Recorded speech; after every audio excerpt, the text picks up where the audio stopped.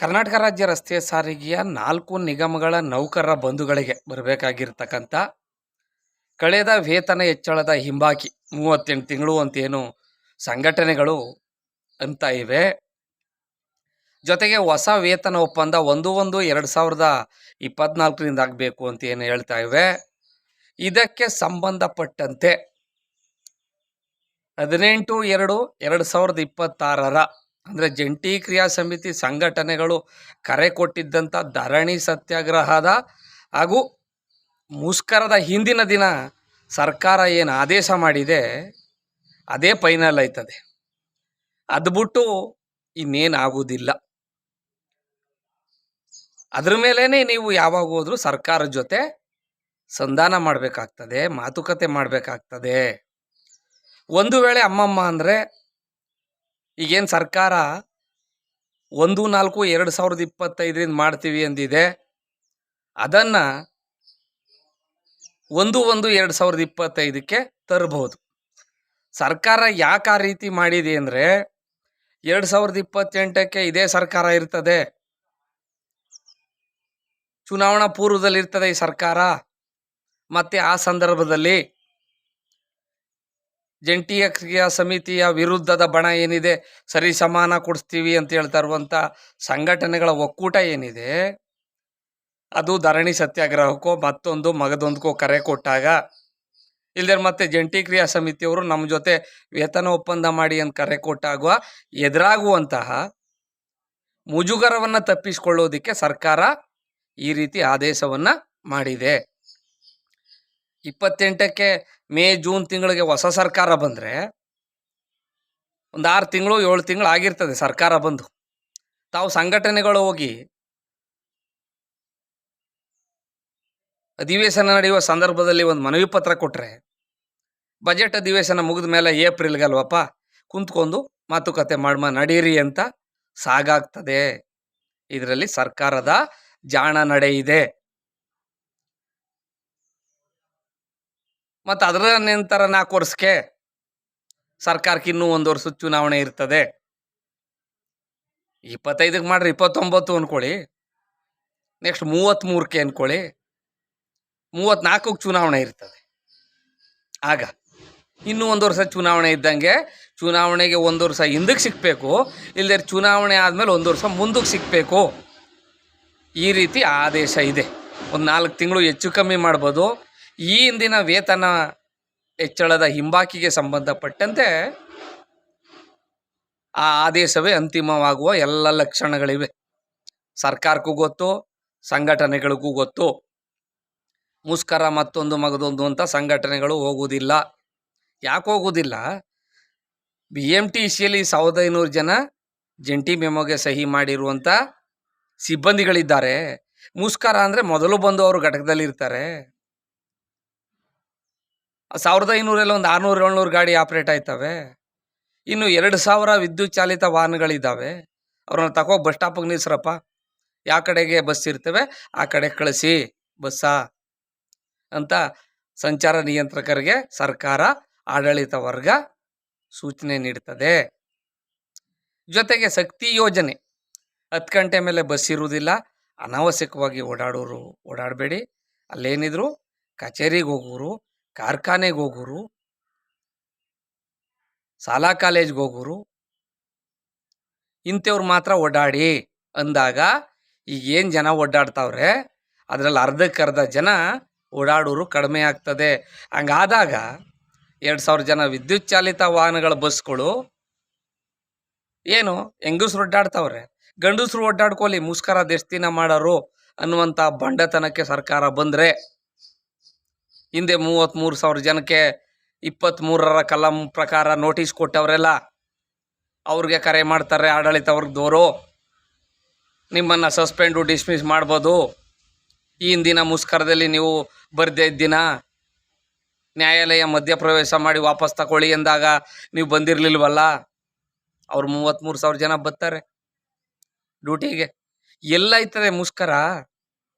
ಹಾಗಾಗಿ ಜಂಟಿ ಕ್ರಿಯಾ ಸಮಿತಿಯವ್ರಿಗೆ ನಾನು ಹೇಳೋದು, ಹಿಂದೆ 2027ಕ್ಕೆ ಮುಷ್ಕರ ಮಾಡ್ತೀವಿ ಅನ್ನುವಂಥ ವೇತನ ಒಪ್ಪಂದ ಮಾಡಬೇಕು ಅನ್ನುವಂಥ ಸರ್ಕಾರ 2 ವರ್ಷ ಕೆಳಗಿಳಿದಿದೆ, ಅದು ನಿಮ್ಮ ಕೃಪೆ, 2 ಮಾತಿಲ್ಲ. ಜೊತೆಗೆ ಈ ಹಿಂದೆ ಬರೀ 14 ತಿಂಗಳು ಕೊಡಬೇಕಾಯ್ತಿತ್ತು ಹಿಂಬಾಕಿಯನ್ನು ಅಂದದ್ದು, ಇನ್ನು ಹೆಚ್ಚುವರಿಯಾಗಿ 12 ತಿಂಗಳು. ಒಟ್ಟು ಇಲ್ಲಿ 36 ತಿಂಗಳು, 48 ತಿಂಗಳು ಬದಲಾಗಿ 36 ತಿಂಗಳ. ಇಲ್ಲಿ 15 ತಿಂಗಳು, ಅದು 12 ತಿಂಗಳು ಬಿಡಿ, 15 ತಿಂಗಳು ಕೆಳಗಡೆ ಬರಲಾಗಿ ಒಂದು ವೇತನ ಒಪ್ಪಂದವನ್ನೇ ಕಳೆದುಕೊಳ್ಳುವಂಥ ಸನ್ನಿವೇಶದಲ್ಲಿದ್ದಂಥ ಸಂಸ್ಥೆ ನೌಕರರು 12 ತಿಂಗಳು ಹೆಚ್ಚುವರಿಯಾಗಿ ಹಿಂಬಾಕಿನೂ ಪಡೆದ್ರು.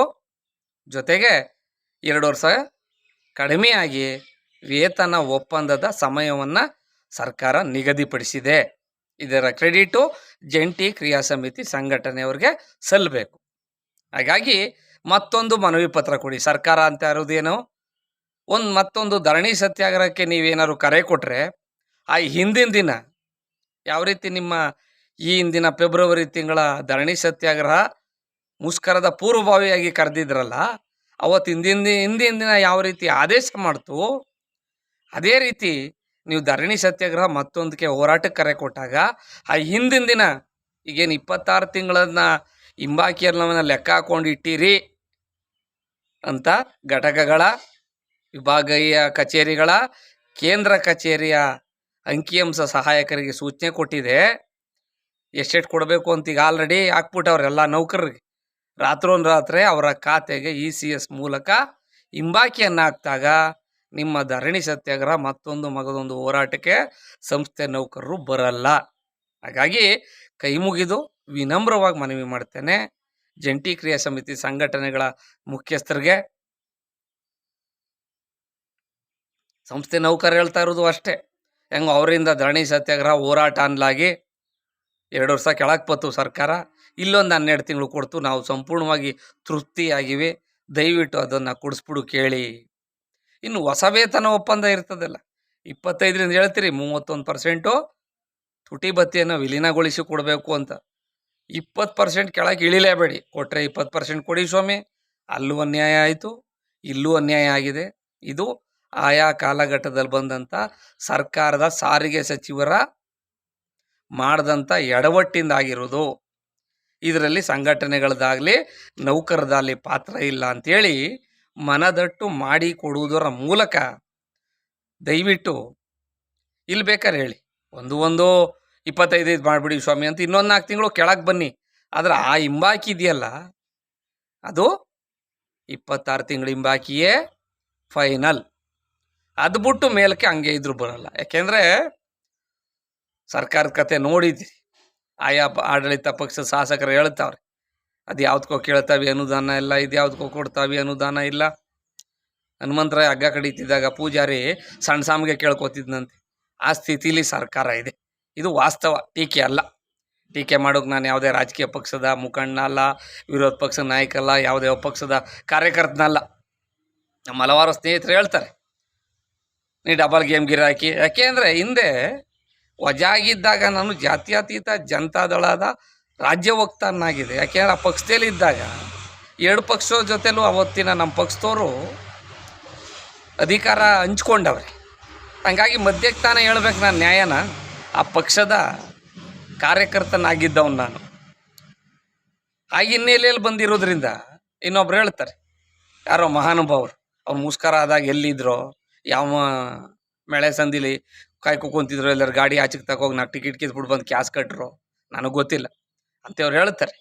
ಈ ಹಿಂದೆ ಆಗಿರುವಂಥ ವಿಡಿಯೋಗಳಿಂದ ಮಾಡಿರುವಂಥ ನಿನ್ನಿಂದ ಆಗಿರುವಂಥ ಅನಾಹುತಕ್ಕೆ ಪಶ್ಚಾತ್ತಾಪ ಪಡುವಂಥ ಆ ಪಶ್ಚಾತ್ತಾಪ ಪಡ್ತಾ ಇರೋದ್ರಿಂದ ಮತ್ತೆ ಸಂಸ್ಥೆ ನೌಕರರ ಒಂದಷ್ಟು ಚಂದ ಮನೆಯಾಳಾಗೋದು ಬೇಡ ಅಂತ ಹೇಳ್ತಿ ಜಂಟಿ ಕ್ರಿಯಾ ಸಮಿತಿ ಸಂಘಟನೆಗಳು, ಅದರಲ್ಲೂ ನೌಕರರ ಸಂಘದ ಅಧ್ಯಕ್ಷರು, ಈಗ ಮೇನ್ ಇರೋರು, ತಾವು ದಯವಿಟ್ಟು ಸರ್ಕಾರಕ್ಕೆ ಒಂದು ಮನವಿ ಪತ್ರ ಕೊಡಿ, ಮಾತುಕತೆಗೆ ಆಹ್ವಾನ ಮಾಡಿ ಅಂತ. ಹಿಂಬಾಕಿಗೆ ಏನು ಕೊಡ್ತೀರಿ ಅದು ಒಪ್ಕೋತೀವಿ ಸ್ವಾಮಿ, ಈ ಮಾತುಕತೆಯಲ್ಲಿ ಕನಿಷ್ಠ 20% ನೀವು ಕೊಡಲೇಬೇಕು, ಮೂಲ ವೇತನವನ್ನು ವಿಲೀನಗೊಳಿಸಿ ಅಂತೇಳಿ ಏಪ್ರಿಲ್ ತಿಂಗಳಿಗೆ, ಒಟ್ಟಿನಲ್ಲಿ ಯುಗಾದಿ ಒಳಗೆ ಬರ್ತದೆ ಅಂತಿದ್ರು, ಬರಲಿಲ್ಲ, ಏಪ್ರಿಲ್ ತಿಂಗಳಿಗೆ ನೀವು ಕೊಡಿಸ್ಬಿಟ್ರೆ ಅದನ್ನೇ ತಗೋಗಿ ಮೇ ತಿಂಗಳಿಗೆ ನಮ್ಮ ಮಕ್ಕಳು ಮರಿಗಳ ಶಾಲಾ ಕಾಲೇಜಿಗೆ ಫೀಸು ಡೊನೇಷನ್ ಕಟ್ಬಿಟ್ಟು ನೆಮ್ಮದಿಯಾಗಿ ಕಾಲ ಕಳೀತಾರೆ ಸಂಸ್ಥೆ ನೌಕರರು.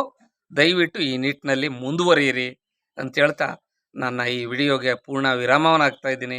ಹಲವಾರು ಜನ ಹೇಳ್ತಿದ್ರು ಈಗಲೂ, ಸಾಕು ಮಲ್ಲೇಶಣ್ಣ ನಮ್ಗೆ ಹೆಂಗೋ ಸರ್ಕಾರ ಇಲ್ಲೇ 2 ವರ್ಷ ಕೆಳಗೆ ಬತ್ತು, ಇಲ್ಲೊಂದು ಎಕ್ಸ್ಟ್ರಾ 12 ತಿಂಗಳು ಬತ್ತು, ಇನ್ನೇನು ಬೇಕು, ಸಾಕು, ಇನ್ನೇನು ಮಾಡೋಕ್ಕಾಗೋದಿಲ್ಲ. ಹಗ್ಗ ಜಗ್ಗಾಟ ಮಾಡ್ತಿದ್ರೆ ಹಳೆ 38 ತಿಂಗಳು ಹೋದಂಗೆ ಇವರು ಇನ್ನೊಂದು ವರ್ಷ ತಳ್ಳಾಡ್ಬಿಟ್ರೆ ಲಾಸ್ಟ್ಗೆ ಅವರು 27ರಿಂದ ಮಾಡಿಬಿಡ್ತೀವಿ ಅಂದರೆ ಇಲ್ಲೂ ಲಾಸ್ಟ್ ನಷ್ಟ ಆಗೋಯ್ತದೆ, ಸ್ವಲ್ಪ ಸಂಘಟನೆಯವ್ರಿಗೆ ಹೇಳು ಅಂತ ಹೇಳ್ತಾರೆ. ಹಂಗಾಗಿ ಆ ಮೂಲಕ ಸಾಮಾಜಿಕ ಜಾಲತಾಣದ ಮೂಲಕ ನಿಮ್ಮ ಮುಂದೆ ನಿವೇದನೆ ಮಾಡ್ಕೊತಾ ಇದ್ದೀನಿ. ದಯವಿಟ್ಟು ನೌಕರರ ಸಂಘದ ಅಧ್ಯಕ್ಷರು ಜಗದೀಶ್ ಅವ್ರಿಗೆ ನಾನು ವಿಶೇಷವಾಗಿ ಮನವಿ ಮಾಡ್ತೇನೆ, ದಯವಿಟ್ಟು 18/2/2026 ಆದೇಶ ಏನಿದೆ ಅದಕ್ಕೆ ಒಪ್ಕೊಳ್ಳಿ. ಹೊಸ ವೇತನ ಒಪ್ಪಂದ ನಾನು ಹೇಳಿದ್ನಲ್ಲ, 1ನೇ ತಿಂಗಳಿದ್ದು ಮಾಡಿಬಿಡಿ ಸ್ವಾಮಿ ಅಂತ ಬೇಕಾದ್ರೆ ಕನ್ವಿನ್ಸ್ ಮಾಡಿ ಸರ್ಕಾರ. ಆ ನಿಟ್ಟಿನಲ್ಲಿ ಸರ್ಕಾರ ಮುಂದುವರೆದ್ರು ಮುಂದುವರೆಗೋದು. ದಯವಿಟ್ಟು ಇದೊಂದು ಕೆಲಸ ಮಾಡಿ, ಒಳ್ಳೆಯದಾಗಲಿ.